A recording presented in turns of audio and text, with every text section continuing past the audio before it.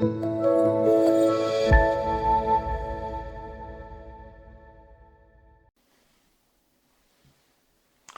반갑습니다. 우리 오늘 사회복지 실천론의 두 번째 수업 시간이죠. 자, 지난 시간에 이어서 우리가 사회복지 실천의 이념 계속 공부해 보겠습니다. 사회복지 실천가, 즉 사회복지사가 이념이 일종의 그 사회복지 실천의 동기가 되는 거죠. 그리고 수단이 되어집니다. 복지사로 하여금 실천을 할 수 있는 이유를 만들어 주죠. 자, 여기에서 이제 민주주의가 등장합니다. 민주주의라는 게 뭐죠, 여러분? 이런 거예요. 사회적 의사결정의 권한이 특정한 대상만이 누리는 특권이 아닌 이해 당사자 모두의 보편적 권리임을 주장하는 이념. 그러니까 이 민주주의의 반대가 바로 뭐죠? 민주주의의 반대, 우리 데모크라시라고 하는데 사실 정치에서 사용하는 용어죠. 데모, 그다음에 크라시, C-R-A-C-Y, 크라시. 자, 데모라는 말은 사람들 이란 뜻이고, 그렇죠. 우리가 데모한다 그러잖아요. 밖에 나와서 집회하는 걸 이제 데모라고 얘기를 하죠. 그러니까 데모를 우리말로 이제 뭐 집회라고 얘기하는데, 사람들의 모여 있는 게 이제 집회라는 뜻이죠. 모일 집자에 모일 회자입니다. 그게 집회예요. 그러니까 데모라는 것은 사람들의 모임입니다. 자, 그리고 이제 클래스라는 건 정치예요. 그러니까 민주주의를 아주 쉽게 이해를 하고 싶으면 영어로 풀어보면 쉬운데, 데모크라시를 민주주의라고 하고, 즉 사람들이 자신들의 이해와 관련되어져 있는 사항을, 즉 의사 결정을 누군가가 대신해 주는 게 아니라 우리 스스로 한다는 거예요. 그 사람들이 다 같이. 이해되죠? 사람들이. 그러니까 내 이해와 관련되어져 있는 것을 누군가 다른 사람이 결정하는 게 아니고 내 이해와 관련되어져 있는 것은 내가 결정한다. 그게 민주주의라고 생각하시면 돼요. 그런 정치 방식이. 그러니까 민주주의의 반대가 바로 독재죠. 독재입니다. 독재를 영어로 뭐래요? 어토크라시라고 하죠. 그러니까 한 사람이 일방적으로 결정을 하고 그것에 의해서 어떻게 데모, 즉 군중들, 사람들이 쫓아가야 되는 게 바로 독재입니다. 이해되죠, 여러분? 뭐 민주주의의 반대가 공산주의가 아니에요. 민주주의의 반대는 독재라고 하는 겁니다. 자, 정리됐죠? 그럼 보면 이런 거죠. 이걸 사회복지 실천에다가 적용을 하면은 빈자와 관련된 사회적 의사결정에서 기득권 계층인 부자만이 아닌 빈자의 의사 역시 반드시 포함되어져야 된다. 이게 바로 이제 민주주의입니다. 사회복지 실천에 민주주의가 적용되어진 거예요. 뭐냐면 이런 거죠. 이 부자들은 돈도 많은데 또 사회적 권력, 즉 정치적인 권력도 더 많이 소유를 하게 됩니다. 그 역사가 증명을 하죠. 가진 자들이 정치계에 들어가서 정치인이 되고, 가진 자들이 장관이 되고, 가진 자가 대통령이 되고, 국회의원이 되고, 이런 일들이 벌어지는 거예요. 그렇죠. 그러면은 그 사람들이 정치를 한다고 한다면 과연 가난한 자들을 위한 정치를 하겠냐 이거죠. 빈자들을 위한 정책을 하겠냐? 아닙니다. 그들은 그들 자신을 위한 정책을 핍니다. 즉 부자들을 위한 정책을 펴죠. 우리가 이후에 이제 법제론 가셔서 이제 시민법의 원리라는 거 공부하실 텐데 역사가 그것을 증명해 줍니다.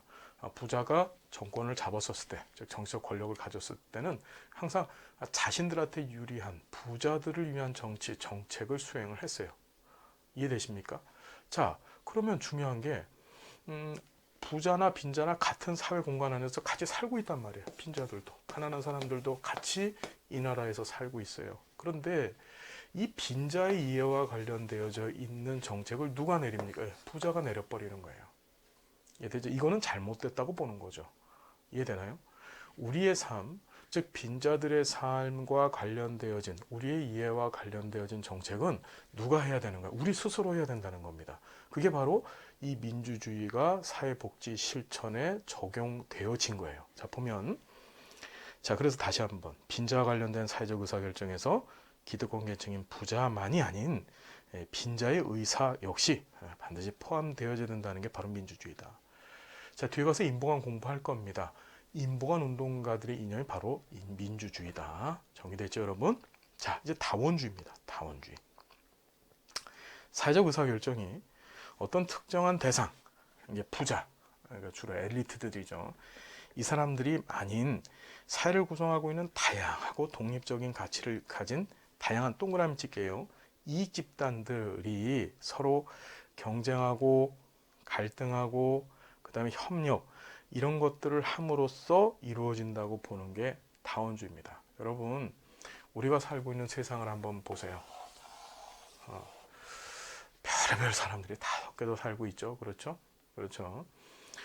이 안에는 이런 생각하는 사람, 저런 생각하는 사람. 그런데 그 이런 생각, 저런 생각하는 사람들이 같은 생각을 공유하는 사람들끼리 모입니다.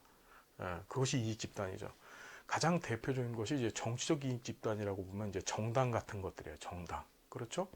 우리 사회복지 같은 경우에도 한국 사회복지사 협회 같은 것들이 있죠. 바로 뭐예요? 같은 생각, 사회복지사로서 같은 생각을 하고 있는 사람들이 모여서 만든 게 바로 한국 사회복지사 협회 이 집단이죠. 이해되나요? 그들끼리 뭐 합니까? 경쟁도 하고 갈등도 하고 협력도 하면서 뭘 하죠? 이 사회가 붕괴되지 않고 그 많은 다양한 생각을 갖고 있는 사람들이 섞여서 사는데도 불구하고, 즉 다양한 이익 집단들이 이 사회 안에 존재함에도 불구하고 사회가 붕괴하지 않고 계속해서 그 형태를 유지해 나가면서 오히려 더 발전되어져 갑니다. 자, 이게 바로 다원주의 개념이에요. 즉 나쁘다는 게 아니죠. 그런 이익 집단들 간의 상호작용이 나쁜 게 아니라고 보는 게 다원주의예요. 그래서 사회복지 실천과 관련해서는 다양화에 관한 인식 확산을 유도합니다. 즉 세상 사람들은 다 다양해. 다양한 실천 대상, 문제 해결 방법 등을 받아들이는 것이 옳다라고 보는 거죠. 뭐 예를 들어 그런 거예요. 저는 개인적으로 아니지만 뭐 동성애가 있다. 여러분 동성애 어떻게 생각하세요? 그렇죠. 뭐 이분들이 이제 성소수자라고 본인들을 얘기하시더라고요. 그렇죠? 그럼 동성애자들도 또는 동성애자들이 만들어 놓은 자신들의 모임 그런 것들이 있잖아요. 그죠? 그런 이익 집단들이 있습니다. 그런 집단들이 사회복지사가 배척해야 되느냐? 아니라는 거죠. 다원주의적 관점에서 보면은 사회를 구성하고 있는 한 부분입니다. 부분이기 때문에 그것을 인정해 줘야 되고, 그렇죠. 그들을 위한, 즉 새로운 대상이 등장한 거죠. 실천의 대상. 그리고 그들을 위한 방법, 그들을 위한 실천 개입의 방법들, 그들을 위한 그들의 욕구 문제 해결을 위한 어떤 목표들 이런 것들이 수립되어진다고 보는 거예요. 그런 사회 다양성을 이해하고 가자, 그것을 인정하자는 것이 바로 이 다원주의 바로 개념입니다. 정리됐죠? 총 6가지 공부했습니다. 인도주의, 사회진화론, 개인주의. 이거는 뭐라고? COS 자선조직협회 이념이고, 그리고 이타주의, 민주주의, 다원주의가 있는데 이 중에서 민주주의는 인보간의 개념이라는 거. 자, 정리됐죠? 자, 이제 역사로 들어갑니다. 역사. 역사. 시험 문제 너무나 잘 나오죠. 보통 2문제 내지 3문제 정도는 이 역사 부분에서 이 실천론 시험 문제가 등장을 합니다. 자, 역사 크게 이제 세계 실천 역사가 있고, 그리고 이제 우리나라 실천 역사가 있어요. 그런데 여러분들 꼭 중요한 게 뭐냐면은, 그러니까 지금 시험 문제도 잘 나오지만, 요 내용들이 이제 뒤에 가서 공부하실 지역사회 복지론과 그리고 우리 3교시 즉 3과목에서 공부하시는 사회복지 정책론, 그 다음에 사회복지 행정론, 이 사회복지 법제론에서 다 중첩해서 공부하실 수 있는 내용이라는 것들입니다. 그래서 이번 기회에 잘 익혀두시면은 여러분 나머지 과목들에 있어서 많은 부담이 좀 사그러들 것이다 라고 지금 말씀을 드리는 거예요. 우리 잘 공부해 봅시다. 자, 첫 번째 지금 앞에서 사회복지 실천 2년과 관련돼서 공부하셨던 자선조직협회와 인보간운동에 관한 얘기를 공부합니다. 첫 번째 자선조직협회라는 게 등장해요. 자, 영어로 줄여서 COS. 우리 COS 이거 중학교 때부터 들어봤죠? 삼각비 들어봤나요? 삼각비 COS 코사인이라고 하죠. 뭐예요? 빗변분의 아랫변 맞나요? 아니고요. 이게 뭐냐면은 The Charity Organization Society. charity가 자선이란 뜻이고 organization이 바로 조직이란 뜻이고 society를 이제 협회라고 번역을 한 거예요. 그래서 이 이니셜을 따서 자선조직협회라고 합니다. 자, 이 자선조직협회에 관한 얘기들 지금부터 한번 다뤄봅시다.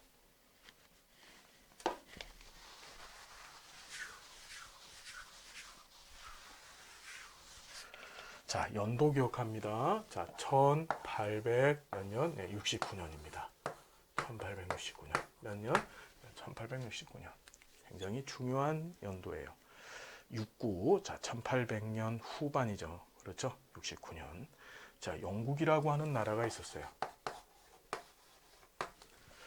이 1869년은 이때쯤이 이제 어떤 해였냐면은 이제 20세기, 그러니까 1900년대로 들어가는 그 문턱에 있는 시대였었죠. 그렇죠. 그러니까 19세기를 이제 마무리하는 그런 시점이었었습니다. 이때 인류가 겪은 굉장히 중요한 사건이 바로 산업혁명이라는 겁니다. 여러분, 산업혁명 뭔지 아시죠? 제임스 와트라고 하는 영국 사람이 증기기관이라는 것을 발명을 합니다. 그 전까지만 해도 사람들은 이제 수공업, 물건을 만들 때 이제 사람들의 손으로 물건을 만들었어요. 뭐 칼을 만들어도 대장장이가 하루 종일 무두질을 해서, 무두질이 아니죠. 예, 방망이질을 해가지고 만들고, 가죽을 가공할 때도 이제 가죽쟁이가 뭐 하나요? 하루 종일 무두질을 해서 뭘 하나요? 가죽을 만들어냅니다. 자, 그런 시대였는데 뭐 옷감을 한다, 천을 짠다, 그것도 전부 뭔가 배틀을 갖다 놓고서 뭐 하죠? 사람이 붙어가지고 옷감을 짜는 시대였었어요. 수공업 시대였었죠. 그런데 그때 산업혁명의 이 증기기관이라는 게 만들어집니다. 놀라운 일이죠. 기계가 사람이 할 일을 대신하는 거예요. 기계가. 자, 대량 생산 체제가 갖춰집니다. 대량 생산.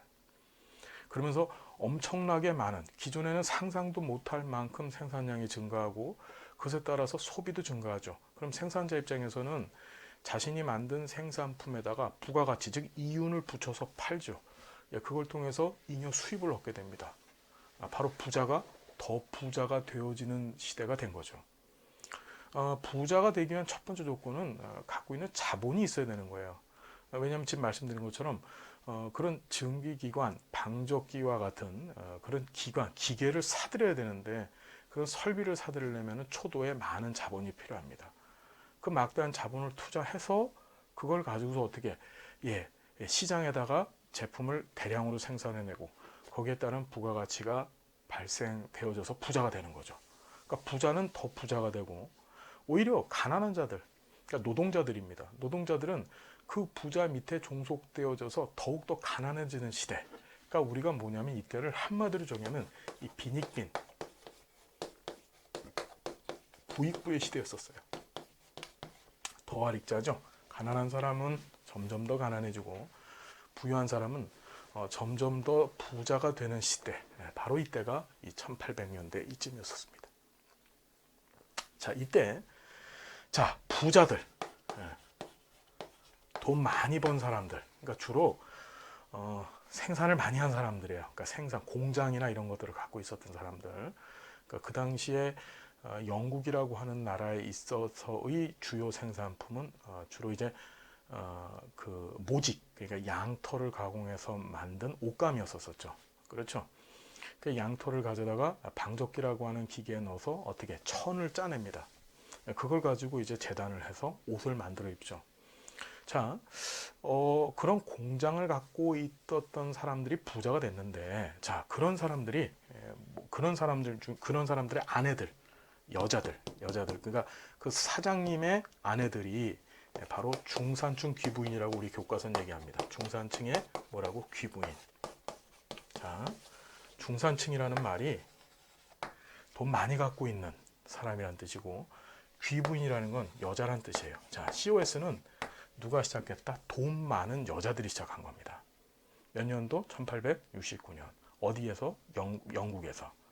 자, 무슨 얘기인지 되시죠? 자, 이 아줌마들의 머릿속에는 여러 가지 이념이 있었습니다. 우리 앞에서 공부하셨죠? 자, 첫 번째 COS의 이념이 뭐였었습니까, 여러분? 인도주의가 있었어요. 인도주의. 인간의 존엄성에 근거해서 우리가 부자니까 가난한 사람 도와줘야지. 이게 바로 이 사람들의 생각이었었죠. 자, 두 번째 이 사람들의 생각에는 사회진화론이 있었습니다.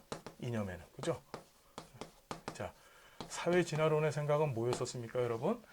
사회진화론은 여기도 인도주의적 색채가 이 안에 들어가서 어떤 생각을 갖게 되나요? 부자는 가난한 자를 통제해도 돼. 니네들은 우리보다 진화가 덜 된 사람들이기 때문에 우리가 니네를 통제하는 것은 당위적인 일이야. 해도 되는 일이야. 라고 얘기를 합니다. 이해되죠? 자, 그리고 세 번째, 어떤 게 있다 그랬죠? 예, 개인주의. 근데 이 사람들이 주로 전부 다 뭐였냐면은 기독교인들이었습니다. 그래서 기독교 사상에 기반한 개인주의적 사고를 갖고 있었습니다. 개인주의라는 게 무슨 소리를 했죠? 너한테 자유를 줬으니까 네 마음대로 열심히 일을 해서 남한테 해 끼치지 않고 네 이윤을 극대화시키렴. 그게 개인주의였었죠. 여러분 이해되시나요? 자, 그런 개인주의적 사고. 그 다음에 하나 더 붙는데, 자, 우리 이제 정책론 가셔서 공부하실 건데 구빈법이라는 게 등장합니다. 구빈법적 사고. 구빈법이라는 게 이제 이것이 1601년 몇 년? 1601년에 영국에서 만들어진 사회 보장 정책 구빈. 예, 말 그대로 가난한 사람들을 구하겠다. 그래서 이걸 다른 말로 빈민법이라고도 얘기하는데, 이 법의 정신 이렇게 해서 네 가지의 이념들이 뭉쳐져서 이 중산층 귀부인들이, 다시 한번 이 중산층 귀부인들이 이 네 가지의 이념을 갖고서 이 사업을 시작합니다. 자, 이 사람들은 뭐를 하냐면요, 이렇게 해요. 자, 인도주의, 사회진화론, 개인주의, 구빈법 중에서 특히 이 사회진화론적 개념과 이 구빈법적 개념이 합쳐져서 굉장히 중요한 무엇인가를 만들어냅니다. 자, 한번 보면요. 일단은 이 구빈법에서는요, 빈자, 가난한 자가 있다고 한다면, 이 가난한 자를 구빈법을 봅니다. 미리 얘기하는 거예요. 그 가난한 자가 노동력을 갖고 있느냐 없느냐에 따라서 이 가난한 자를 세 가지 유형으로 나눠봤어요. 세 가지 유형으로, 노동력 유무에 따라서. 그래서 노동력이 있는 빈민, 노동력이 없는 빈민, 그 다음에 노동력을 앞으로 가질 빈민. 그래서 요보 아동이라고 해서 빈민을 구분을 했습니다. 다시 빈민을 어떻게 했다고? 예, 구별을 했어요. 이해되죠? 구빈법에서. 자, 사회진화론 우리 공부하면서 뭐였죠? 우리가 너희를, 즉 부자가 가난한 자를 통제해도 돼. 그래서 너희들한테 수의 자격을, 즉 우리가 제공하는 혜택을 받을 자격이 있는지 없는지를 우리가 검수해도 돼. 그게 바로 사회진화론이라 그랬죠. 자, 이 COS가 무슨 짓을 했냐면은 이 사회진화론과 구빈법적 사고를 합해서 빈자들, 자 여러분 꼭 기억합시다. COS는 부자들이 했어요. 중산층 귀부인들이 가난한 사람들을 대상으로 해서 그들을 구제하기 위해서 만든 게 COS예요. 자, 그래서 뭘 했냐면은 가난한 빈자를 두 가지로 구분합니다. 어떻게 구분했냐면, 첫 번째, 도울 가치가 있는 빈자. 너 좀 도와줘도 되겠다. 그렇죠? 너 도와줘도 되겠어. 자, 그 다음에 두 번째가 도울 가치가 없는 빈자. 이렇게 빈자를 구분합니다. 자, 이 빈자를 구분하는데 두 가지가 등장했다. 사회진화론적 이념과 구빈법적 가치가 적용되어져서 빈자를 몇 개로 구분했다? COS는 두 가지로 구분했다. 도울 가치가 있는 빈자, 그 다음에 도울 가치가 없는 빈자로 구분했다. 무슨 얘기인지 이해되시죠? 구분하고, 자, 이 도울 가치가 없는 빈자한테는 어떻게? 도움을 안 줍니다. 도울 가치가 있는 빈자한테만 도움을 줘요. 자, 이 COS는 뭘 만드냐면 우회 방문단. 중요합니다. 우회 방문단이라는 것을 조직을 해요. 우회 방문단이라는 걸 조직합니다. 그래서 이 우회 방문단이라고 하는 사람들이 뭐냐면은 이 빈자들의 집, 빈자들도 집이 있을 거 아니에요. 가난한 사람들도, 그죠? 그러면 이 빈자들의 집집마다 방문을 해서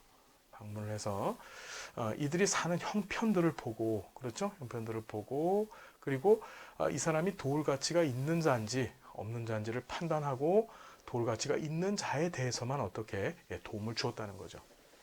이들은요, 어떻게 생각했냐면요, 이 빈곤이라고 하는 문제를 어떻게 이해했냐면은, 자, 이거예요.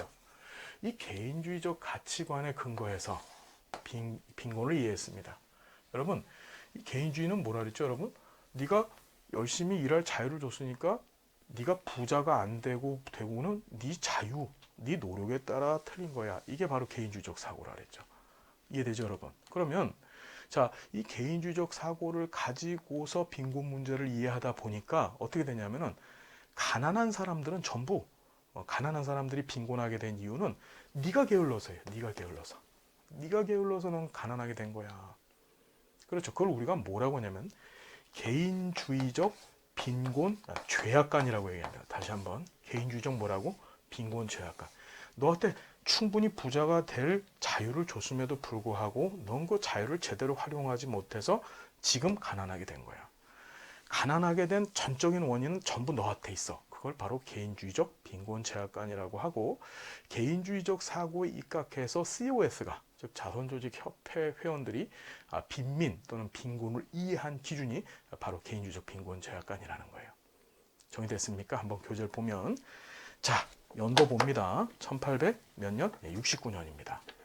자, 영국 어디에서 시작했다고요? 런던에서 시작했어요. 누가 했습니까? 중산층 귀부인. 중요한 거, 돈 많은 여자들이 시작했다는 거 중요합니다. 자, 시대 상황에 대한 인식. 자, 18세기 산업혁명과 이에 따른 고도의 자본주의화. 자, 그래서 빈부격차 등의 사회 문제가 대량으로 발생했습니다. 이해되나요? 자, 이때 국가가 운영하는 구빈법의 한계가 발생했습니다. 자, 1601년에 영국에서 구빈법이라고 하는 법을 만들었어요. 이거는 국가가 빈곤 문제를 해결해 보겠다고 만든 법이었었어요. 이해되죠? 자, 그런데 이때 인도주의 이념을 가진 자본가와 또 종교인들, 보통 기독교인들이죠. 이 사람들을 중심으로 비체계적, 비조직적인 자선단체가 막 생겼습니다. 그러니까 우리 그런 말 있잖아요. 가난은 나라도 구제를 못한다고 얘기하죠. 나라가 나서도 가난한 사람은 어떻게 해결이 안 되는 거야. 이해되나요?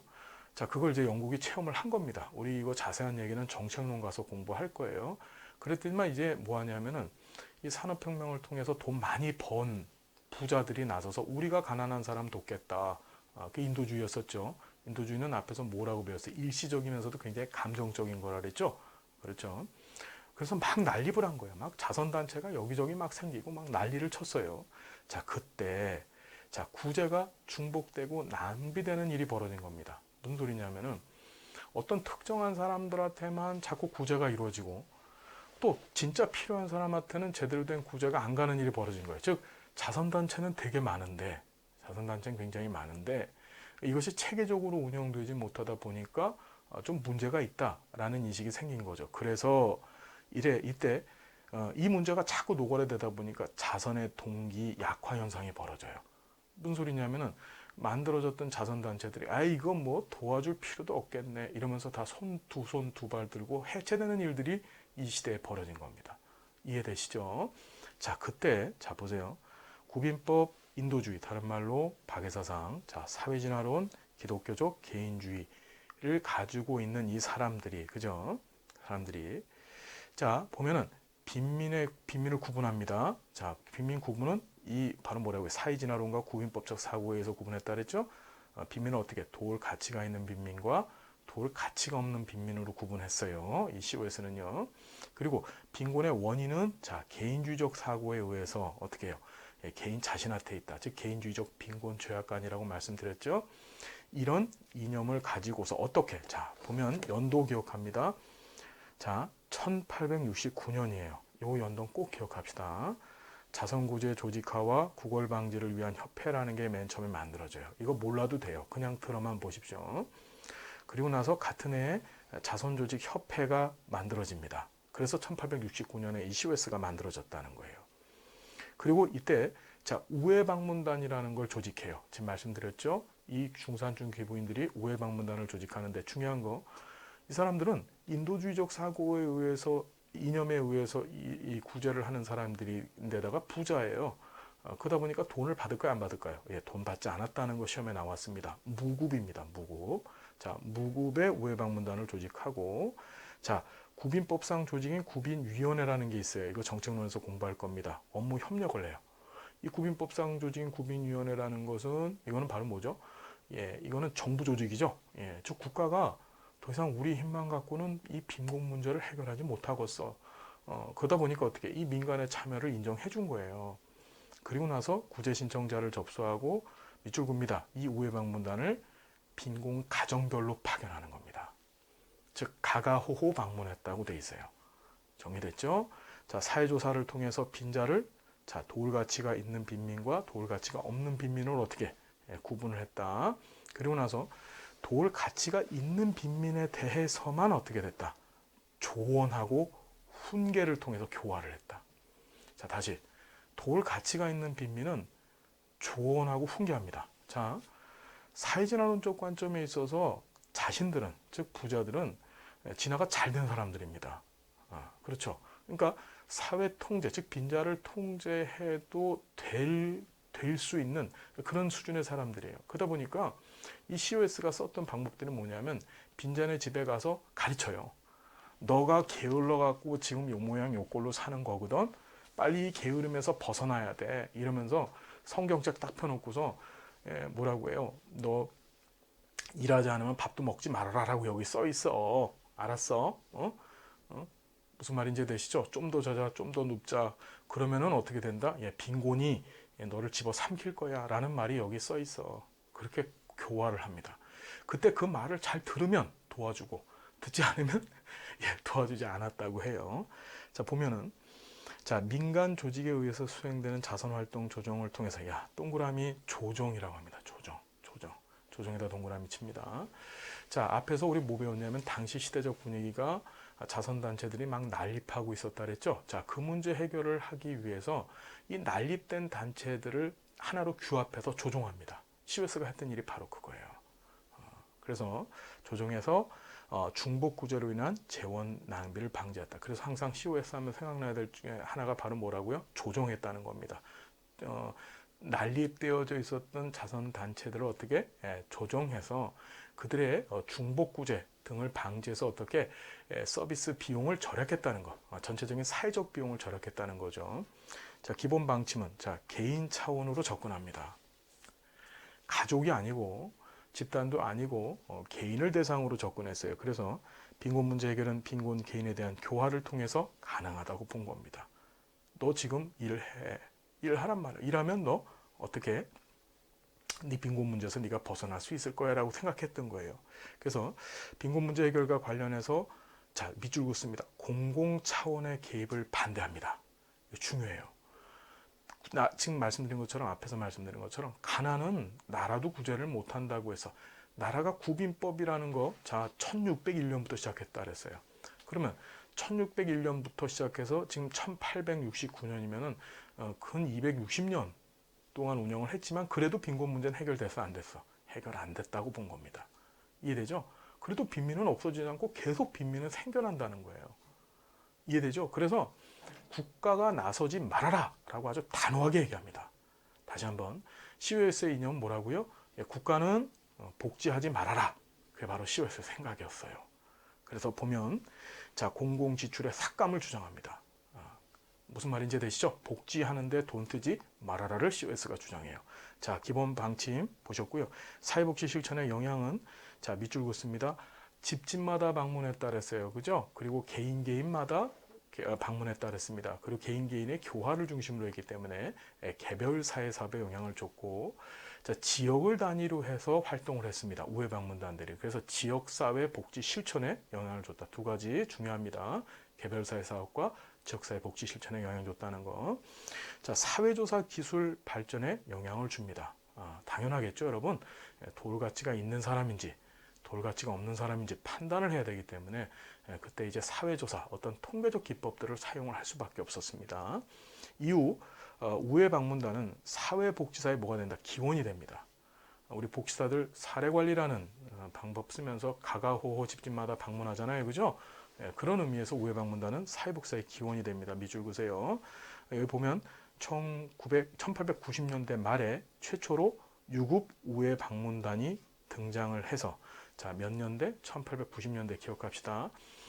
처음에 우회 방문단은 중산층 귀부인들이 자발적으로 조직한 무급 조직이라 그랬죠. 돈 안 받고서 일을 했는데 1890년대에 들어서면서 이제 돈을 받기 시작한 거예요. 여러분, 어떤 일을 수행하는 대가로서 보수를 받으면 그로부터 이제 직업이라는 게 만들어지는 거죠. 그래서 우회 방문단이 사회복지사의 시초가 되는데 그건 기원은 그렇고 그것이 이제 1890년대 들어서 월급을 받음으로써 보수를 받음으로써, 즉 유구파됨으로써 어떻게 됐다? 예, 바로 사회복지사가 등장하게 된 거다. 즉 사회복지사의 뿌리는 어디 있다? COS의 우회방문단이라는 거 기억해 두시자고요. 자, 이게 이후에 미국으로 전파합니다. 그러니까 영국에서 시작했던 이 COS가 미국으로 전파해 보면, 자, 1865년에 여러분 잘 아시는 미국의 남북전쟁이 끝나요. 그리고 나서 1873년에 미국은 또 경제공황을 경험합니다.